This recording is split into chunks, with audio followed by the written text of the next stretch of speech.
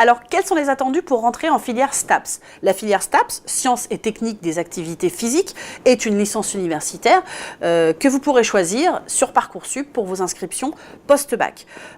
Petit rappel aussi sur les attendus. De quoi on parle?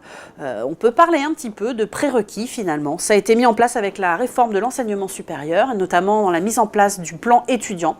Les universités qui ont des filières en tension, et STAPS en fait partie, on est assez bien placé pour le savoir, des filières en tension et qui n'ont pas des capacités d'accueil assez vastes pour accueillir tous les étudiants qui sont intéressés par la filière, et bien maintenant ces universités pourront décider de choisir des étudiants qu'elles estiment correspondre aux besoins de la filière.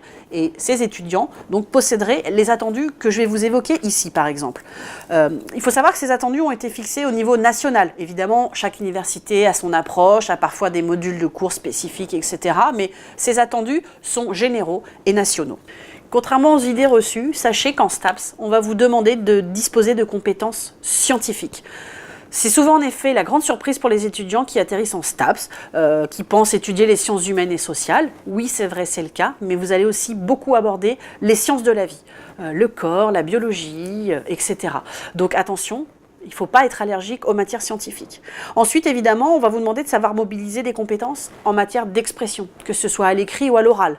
Vous êtes à l'université, vous allez devoir lire des textes, faire des synthèses, avoir une approche logique, faire des raisonnements et les argumenter. Donc évidemment, la langue française et sa maîtrise orale et écrite sont indispensables.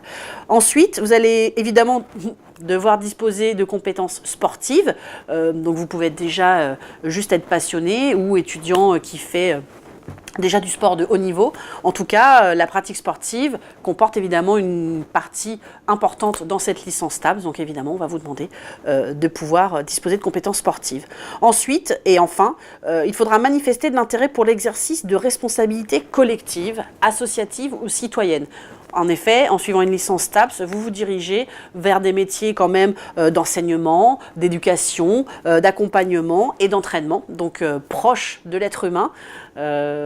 Donc attention, de l'empathie et une certaine compréhension de l'autre et approche de l'autre sont nécessaires pour pouvoir évoluer en STAPS. Évidemment, ces attendus sont très généraux, mais ça vous donne quand même déjà un peu une idée de ce qui vous y attend.